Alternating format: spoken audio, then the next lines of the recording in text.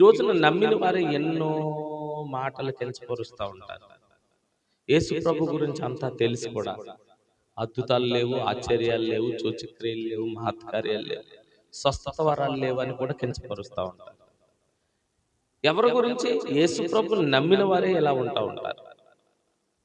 కానీ అక్కడ జరిగిన విషయం ఏంటంటే, చాలా మంది అక్కడ యూదులు నమ్మిన వారే ఉన్నారు. నమ్మిన ప్రజలే ఉన్నారు చాలా మంది అక్కడ ఆ గ్రామంలో.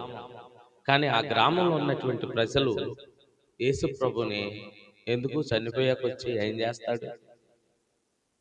బతుకున్నప్పుడు రాకుండా చనిపోయాక ఎందుకు వచ్చాడు అట్లా అని ఆయన్ని కించపరుస్తూ ఉన్నారు.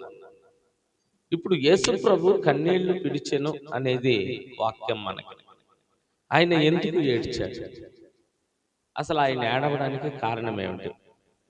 లాజర్ ఎంత ప్రియమైన వాడో తెలుసా? లాజర్ని కంటికి రెప్పలా కాచుకుని కాపాడుకున్నటువంటి వాడు. లాజరు యేసయ్య అంటే చాలు చాలా ప్రేమగా ఉండేవాడు, వదిలిపెట్టేవాడు కాదు. మరి అంత ప్రియమైన లాజర్ చనిపోయాడని ఏడ్చాడా? అంత ప్రియమైన లాజర్ చనిపోయినందుకు ఆయన కన్నీరు గార్చాడా అంటే లేదు. ఆయన అంత ప్రియమైన వాడైనా సరే దేవునికి తెలుసు, అంటే యేసు ప్రభువుకు తెలుసు, నేను లాజర్ని లేపగలనన్న విషయం. లాజర్ మళ్ళీ సజీవుడిగా బ్రతికించగలనన్న విషయం యేసు ప్రభువుకు తెలుసు. అందుకే యేసు ప్రభు కన్నీరు గార్చల లాజర్ విషయంలో. మరి ఎవరి విషయంలో కన్నీరు గార్చాడండి ఆయన అంటే, ఇదిగో ఈ ప్రజలు మాట్లాడుతున్నారుగా, ఈ ప్రజలు పొడుస్తున్నారుగా, ఇంత తెలిసి చూసి చూడనట్టు, విని విన్నట్టు ఉన్నట్టు ఉన్నారు వీళ్ళు. ఇన్ని వింటున్నారు, ఎక్కడ పెడుతున్నారు ఈ విన్నదంతా? ఇన్ని వింటున్నారు, ఏం చేస్తున్నారు ఈ విన్నదంతా? అసలు విన్నదంతా ఏం చేస్తున్నారు అని బాధ ఆయనకి. ఆయన బాధ ఒకటే, లాజర్ చచ్చిపోయాడని బాధ కాదు.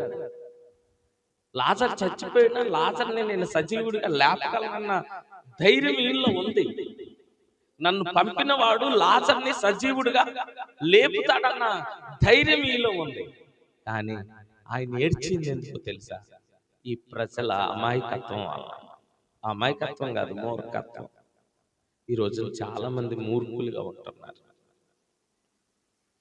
వారం ఇక్కడ మెసేజ్ ఇచ్చి వెళ్ళిపోయాక మళ్ళీ వచ్చే వారం నేను వచ్చేటప్పటికే మీ జీవితాలు మూర్ఖంగా ప్రవర్తిస్తున్నారు.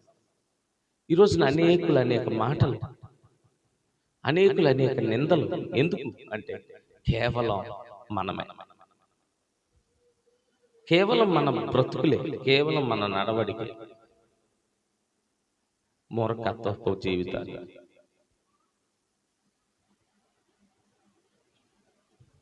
వింటున్నారు, ఏం గ్రహిస్తున్నారు? చూస్తున్నారు, ఏం గ్రహిస్తున్నారు? విని చూసి ఎందుకు మీరు ప్రయోజనం ఏమిటి? వినుట మట్టుకు వింటున్నారు, చూచట మట్టుకు చూస్తున్నారు.